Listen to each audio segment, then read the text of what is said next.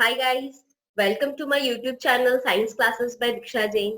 This is Diksha ma'am here, and in this particular video I'm going to start with the chapter Microorganisms for class 8. Now have you ever wondered what are microorganisms? Now microorganisms, the word itself consists of two different words. One is micro and the other one is organisms. Now what is micro? Micro matlab very small in size. And what are organisms? Organisms matlab living things. So microorganisms are those organisms which are very small in size. And these are so small that you cannot see them through naked eyes. So basically, these are organisms which are too small to be seen with naked eyes. And इनको हम microbes भी बुलाते हैं. Now thing is कि एक question दिमाग में आना चाहिए, अगर ये इतने ही छोटे हैं मैम तो हमें दिख कैसे जाते हैं, हमको कैसे पता कि माइक्रो ऑर्गेनिजम्स एग्जिस्ट करते हैं? हमें इसलिए पता है बिकॉज हमारे पास एक डिवाइस है जिसको हम बोलते हैं माइक्रोस्कोप. माइक्रोस्कोप के थ्रू हम डिफरेंट स्मॉलर ऑब्जेक्ट्स को मैग्नीफाई करके देख सकते हैं. It can be magnified up to 40 times, 100 times and more, many more times also. तो आप जितना ज्यादा मैग्नीफाई करोगे उतना ज्यादा वो क्लियर और लार्जर आपको दिखेगा. तो माइक्रोस्कोप के थ्रू हमने डिफरेंट माइक्रो ऑर्गेनिजम्स को पहचाना और उनकी स्टडी करी है. ठीक है. सो माइक्रो ऑर्गेनिजम्स को ऑब्जर्व करने के लिए आपको क्या लगेगा? माइक्रोस्कोप. बढ़िया. नाउ क्वेश्चन ये है कि where are micro organisms found? आपको माइक्रो ऑर्गेनिजम्स कहाँ मिलेगा? तो अगर आप ये स्टडी करना चाहते हो तो इसका एक बहुत ही सिंपल आंसर है कि माइक्रो ऑर्गेनिज्म आपको हर कहीं मिलेगा. जहां आप चाहते हो, जहां आप जानते हो, वो हर जगह आपको माइक्रो ऑर्गेनिजम्स मिलेगा. ये आपको डेजर्ट्स में भी मिल सकती है, ये आपको पोलर रीजन्स में भी मिल सकती हैं, ये आपको मार्शी एरियाज में भी मिल सकते हैं. ये एयर, वाटर और सॉइल में तो है ही, पर ये आपकी बॉडी में, किसी प्लांट की बॉडी में, किसी भी एनिमल की बॉडी में आपको मिल सकती है. एंड सबसे इंटरेस्टिंग बात है कि ये डेड और डिकेइंग मैटर्स पे भी मिल जाती है. So basically we can say that microorganisms are found everywhere in the surrounding. These are found in air, water and soil. These are found in harsh environmental conditions such as hot springs, polar regions, saline water, etc. And the microbes are found in plants, animals as well as human beings. And lastly, these are even found on dead and decaying matter. So basically हम इससे conclude कर सकते हैं कि micro organisms हमको सभी जगह पे मिलते हैं. जहां जहां पे हम सोचे वो सब जगह माइक्रोब्स मिलना पॉसिबल है. So next move on to the next slide. Next part में हमें कुछ इंपॉर्टेंट इंफॉर्मेशन दी गई हैं. फर्स्ट में हमें बोला है that the study of micro organisms is called microbiology. अगर आप किसी भी दिन माइक्रोस्कोप यूज करके, डिफरेंट इम्प्लीमेंट्स यूज करके अगर माइक्रो ऑर्गेनिज्म के बारे में स्टडी करते हो तो आप क्या स्टडी कर रहे हो? आप माइक्रोबायोलॉजी स्टडी कर रहे हो. That branch of science is called microbiology. And अगर आप एक साइंटिस्ट बन गए जो माइक्रोबायोलॉजी पढ़ता है या जो रिसर्च करता है माइक्रोबायोलॉजी पे, तो आपको क्या बोलेंगे? माइक्रोबायोलॉजिस्ट. ठीक है. So those scientists which study microorganisms are called microbiologists. The second point given is that most microorganisms are completely harmless. हमारे दिमाग में microorganisms, microbes सुनने से ही एक नेगेटिव वाइब्स आती है कि ये तो मैम कुछ ऐसी चीजें हैं जो हमें हार्म करती हैं, पर ऐसा नहीं है. मोस्ट ऑफ द microorganisms जो हम जानते हैं, मोस्ट ऑफ देम हमारे लिए यूजफुल है, वो हमें मदद करते हैं. इनफैक्ट कुछ माइक्रो ऑर्गेनिजम्स तो ऑल द टाइम आपके बॉडी के अंदर रहते हैं जो आपके डाइजेशन प्रोसेस में हेल्प करते हैं, और कुछ माइक्रो ऑर्गेनिजम्स दूसरे एनिमल्स में भी मिलते हैं जो उनको मदद करते हैं. तो मैक्सिमम माइक्रो ऑर्गेनिजम्स जो हैं, जो हम जानते हैं, those are useful to us. And कुछ ही माइक्रो ऑर्गेनिजम्स हैं जो हमारे लिए हार्मफुल है. जो हमारे लिए हार्मफुल हैं उनको हम क्या बोलते हैं? जर्म्स या फिर pathogens. So the disease causing microorganisms or the harmful microorganisms are called what? These are either called germs or are called pathogens. Am I clear to you all? So the next part we are given is that what are the major groups of microorganisms? क्या क्या different groups हैं microorganisms की? अगर हम पढ़ें तो micro organisms को 5 major groups में क्लासिफाई किया गया है. The first one is called bacteria. The second one is called fungi. The third one is called algae. The fourth one is called protozoa. And the fifth ones are called viruses. हम each के बारे में detail में पढ़ेंगे. First हमें जो दिया हुआ है that is about bacteria. Bacteria ये नाम तो आपने सुना ही है डेफिनेटली. इसके अंदर क्या क्या, इसकी क्या क्या प्रॉपर्टीज है वो हम पढ़ लेते हैं. फर्स्ट हमें दिया है that these are single celled or unicellular organisms. हमें ये पता है that इस वर्ल्ड में 2 तरह के ऑर्गेनिजम्स एग्जिस्ट करते हैं.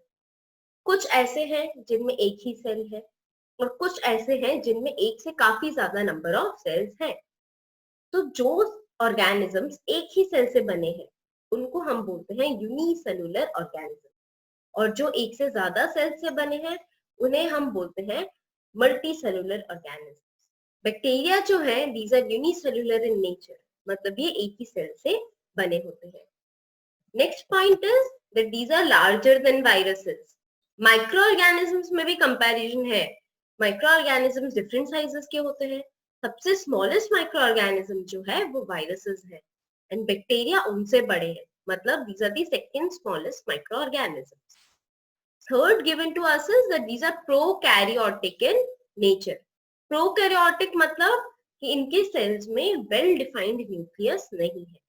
जब हम सेल पढ़ेंगे तो आपको पता चलेगा that each and every cell में इन जनरल एक न्यूक्लियस होता ही है. बट कुछ ऑर्गेनिजम्स ऐसे भी एग्जिस्ट करते हैं जिनमें प्रॉपर न्यूक्लियस नहीं होता. Those organisms are called prokaryotic in nature. So basically bacteria are prokaryotic in nature. And lastly, these are found in wide range of habitats from deserts to the glaciers. आपको कहीं भी ये मिल सकते हैं. Now there are different types of bacteria. 3 major types हैं.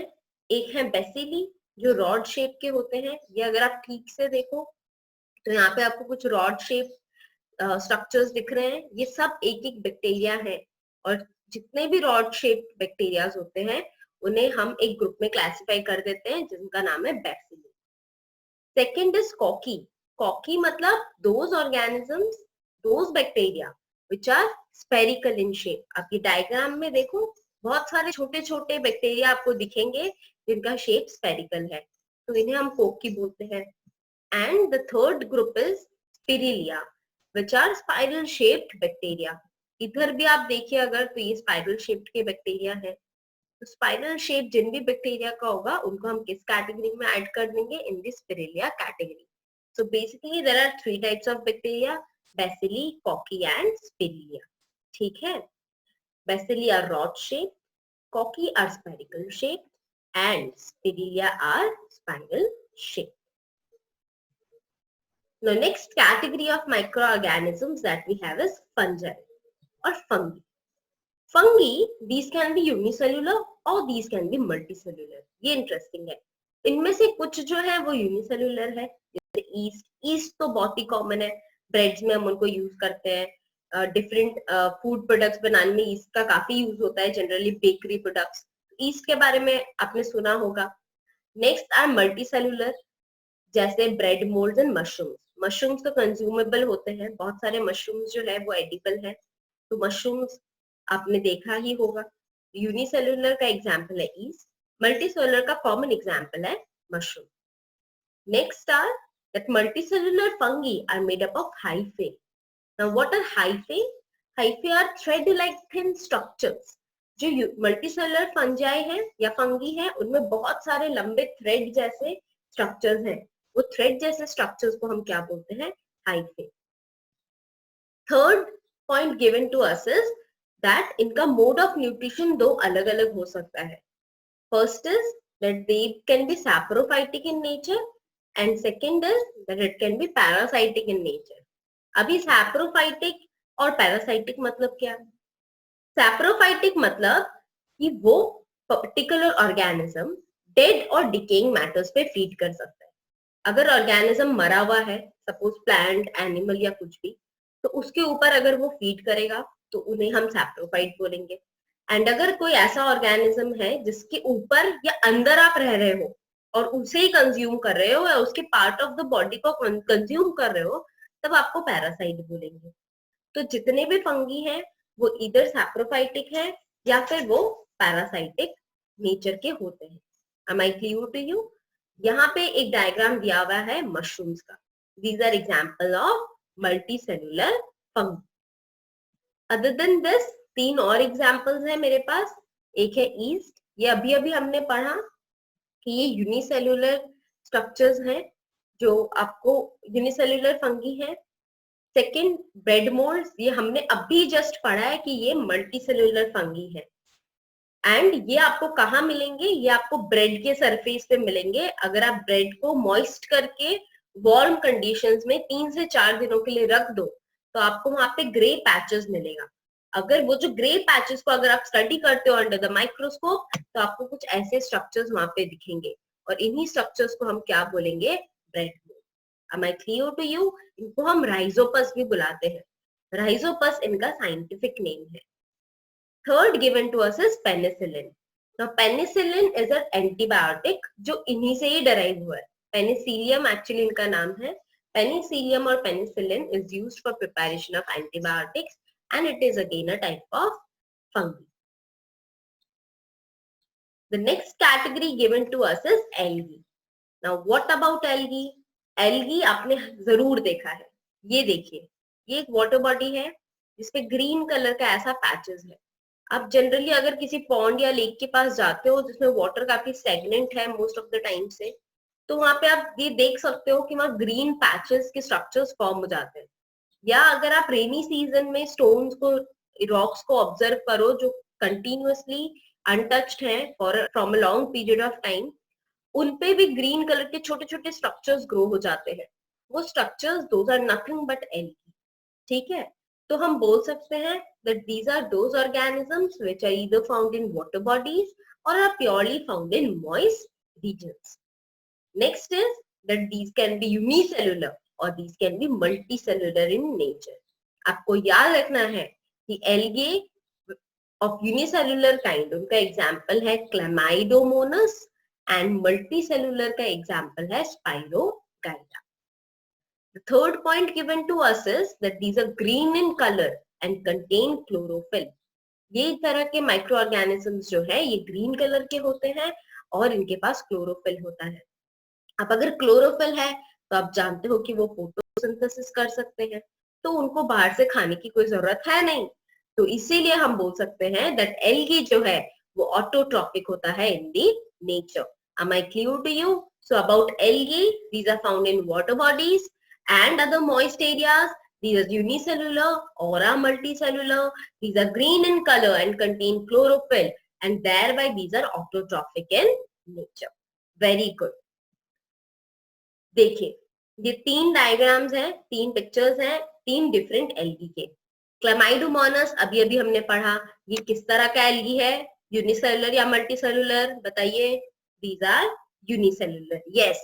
Second is spirogyra. Spirogyra filamentous algae है. इनको आप अगर ठीक से देखो तो ऐसे फिलामेंट जैसा इनका स्ट्रक्चर है, लंबे लंबे, एंड ये जो स्ट्रक्चर्स है ये मल्टीसेलुलर होते हैं. And thirdly this is Fucus. Fucus भी एक तरह का मल्टीसेलुलर एल्गी है. Okay, so let's discuss about the protozoans also. This is very easy and simple. Protozoans जो है, एमीबा आपने देखा है, एमीबा के बारे में आपने सुना है. एमीबा क्या है? यूनिसेलुलर. प्रोटोजोन्स क्या है? यूनिसेलुलर. आपको याद रखना है. सेकंड इज दैट ये खुद का फूड खुद नहीं बना सकते, इनको फूड के लिए दूसरे पे डिपेंडेंट होना पड़ता है. एंड उस तरह के ऑर्गेनिजम्स को हम क्या बोलते हैं? उस तरह के ऑर्गेनिजम्स को हम हेटेरोट्रॉफिक ऑर्गेनिजम्स बोलते हैं. Am I clear to you? Yes. And third, we are given that there are different examples of protozoas like amoeba, paramecium, trypanosoma and plasmodium. Amoeba हमें पहले से पता था. Paramecium, trypanosoma, plasmodium ये कुछ नए नाम है, आपको ये याद रखने हैं. So दो ही मेजर कैरेक्टरिस्टिक्स है इनके. एक कि ये यूनिसेलुलर है एंड सेकंड कि ये अपना खाना खुद नहीं बना सकते and thereby they are heterotrophic in nature. Very nice. यहाँ पे हमें फिर कुछ डायग्राम्स दिए हैं. एमीबा का हमने पिछले स्लाइड में देख लिया, ये जो स्ट्रक्चर है ये एमीबा है, एंड ये जो है ये है मिस्टर पैरामीशियम, एंड यहाँ पे है अपने ट्राइपैनोसोमा। ये जो रेड स्ट्रक्चर्स यहाँ पे दिख रहे हैं ये अपने रेड ब्लड सेल्स है, इन पे ये अटैक करता है, और ये है क्या, ट्राइपैनोसोमा, ये वाले, ठीक है। And lastly, we have the fifth group of microorganisms, that is viruses. So, about viruses, it is very interesting topic. अभी तो सब कोविड के बारे में पढ़ रहे हैं, सबको पता है कि कोरोना वायरस आ गया है, तो हमें ऑफ कोर्स डेफिनेटली पता है कि वायरसेस काफी छोटे हैं और काफी इन्फेक्शियस भी होते हैं। मैक्सिमम वायरसेस जो है वो डिजीज कॉज करते हैं हमें, जितना हम जानते हैं। तो these about them, first point that you need to know that these are the smallest variety of microorganisms. इनसे छोटा माइक्रोब अभी तक हमने डिस्कवर नहीं किया है। Next is that these are not cellular in nature. Not cellular मतलब इनकी जो स्ट्रक्चर है वो सेल जैसी है नहीं। एक सेल होने के लिए आपके पास 3 स्ट्रक्चर्स होने इंपॉर्टेंट है। एक है सेल मेम्ब्रेन, सेकंड है अंदर में फ्लूइड जिसको बोलते हैं साइटोप्लाज्म, एंड थर्ड है न्यूक्लियस। बट इनको अगर आप ऑब्जर्व करोगे तो इनके पास सिर्फ इनका जेनेटिक मटेरियल है और उसके सराउंडिंग में प्रोटीन का एक कोट है, ठीक है। ये जो प्रोटीन कोट और जेनेटिक मटेरियल सिर्फ है, ये सेल जैसे स्ट्रक्चर नहीं होते, एंड देयर बाय हम इन्हें नॉट सेलुलर बोलते हैं और नॉन सेलुलर बोलते हैं। And these are made up of what, genetic material coated with proteins. Am I clear to you? Yes. And interesting बात इनकी ये है कि इनको अगर आप बाहर एनवायरमेंट में देखो तो उस जगह पे ये नीदर लिव, ये नॉन लिविंग जैसे एक्ट करते हैं। नॉन लिविंग जैसे मतलब ये कोई भी एक्टिविटी नहीं दिखाते, वो रेस्पायर नहीं करते, वो एक्सक्रीट नहीं करते, वो फूड ऑब्टेन नहीं करते, वो रिप्रोड्यूस नहीं करते, वो कोई भी लिविंग एक्टिविटी शो नहीं करते हैं, वो क्रिस्टल जैसे आपको मिलेंगे। बट अगर वंस वो किसी भी लिविंग बॉडी के अंदर चले जाए, लिविंग बॉडी जिसको आप इन्फेक्ट कर सकते हो उन्हें हम होस्ट बोलते हैं। तो किसी भी होस्ट बॉडी में अगर वायरसेस एक बार चले जाए, तो अगर ऐसा होता है तो as soon as they enter the living body they start to reproduce and they show all the living activities. तो ये एक बहुत ही दुविधा वाली बात है कि वायरसेस इधर लिविंग है या नॉन लिविंग है, क्योंकि बॉडी के बाहर तो वो नॉन लिविंग जैसे एक्ट करते हैं बट बॉडी के अंदर वो लिविंग जैसे एक्ट करते हैं। So viruses, these are neither considered living nor they are considered non-living. So basically here it is given that for reproduction, viruses need to enter a living host body. इनको करना ही पड़ेगा enter. And fifth is that outside a host cell, they do not show any living characteristics. So आपको ये याद रखना है कि viruses जो हैं ये सबसे छोटे माइक्रो ऑर्गेनिजम्स हैं, इनका सेल जैसा स्ट्रक्चर ही नहीं है, केवल इनके पास जेनेटिक मटेरियल है और जेनेटिक मटेरियल के अराउंड इनके पास क्या है, प्रोटीन का coating. And for reproduction they need to enter a living host body. Without a host body इनका रिप्रोडक्शन होना इम्पॉसिबल है। And outside a host body ये कोई भी लिविंग एक्टिविटी शो नहीं करता, रेस्पायर नहीं करता, न्यूट्रिशन ऑब्टेन नहीं करता, रेस्पायर नहीं करता है, रिप्रोड्यूस नहीं करता है, वो कुछ भी नहीं करता है, वो सिर्फ नॉन लिविंग मैटर जैसे एनवायरमेंट में एग्जिस्ट करता है, ठीक है। Very nice. And here are 2 more examples. अभी जो पहले हमने पढ़ा it is an example of influenza virus. ये जो डायग्राम है ये इन्फ्लुएंजा वायरस का डायग्राम है।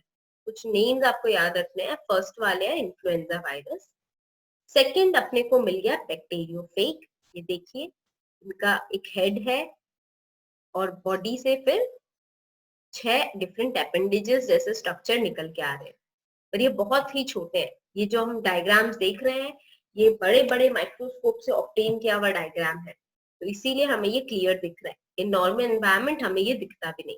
और बैक्टीरियोफेज की एक और प्रॉपर्टी मैं आपको बताती हूँ। ये जो वायरस है ये बैक्टीरियाज को भी इन्फेक्ट करता है, तो bacteriophage can attack bacteria. And the third one, which is very popular nowadays, is coronavirus. इनके बारे में हमें पता ही है अभी, ये एक बहुत ही पैंडेमिक डिजीज को स्प्रेड कर रहे हैं जिसका नाम है कोविड-19। तो कोविड-19 और नोवेल कोरोना वायरस जो है ये अभी बहुत सारे लाइफ लॉसेस के लिए रिस्पॉन्सिबल है, हमारे कंट्री में भी और दूसरे कंट्रीज में भी। इनके लिए हमारी सरकार और बाकी बाकी दूसरे देशों के साइंटिस्ट भी ट्राई कर रहे हैं कि इनके अगेंस्ट हम एक वैक्सीन या कोई भी एंटीडोट प्रिपेयर कर सके। तो आपको अभी इन दिनों घर पे ही रहना है और after the covid ends hopefully हमारे लिए अच्छा ही होगा एंड उस तब तक हम दूसरे माइक्रो ऑर्गेनिजम्स और उनके डिफरेंट कैरेक्टरिस्टिक्स के बारे में बातें करते रहेंगे। तो in this video I have completed the different types of micro organisms, उनके कैरेक्टरिस्टिक्स हमने पढ़ लिए, हमने पढ़ लिया कि माइक्रो ऑर्गेनिजम्स क्या होती हैं, वो कहाँ मिलती हैं। In next video I will discuss about कि माइक्रो ऑर्गेनिजम्स हमारे लिए कैसे यूजफुल है। ठीक है, so I am leaving for now, bye bye for today, I will see you in the very next video. So if you like my channel or you like the video, please genuinely hit the like button. If you want to share it with your friends, please share it and please try to subscribe my channel. Thank you all. Bye for today.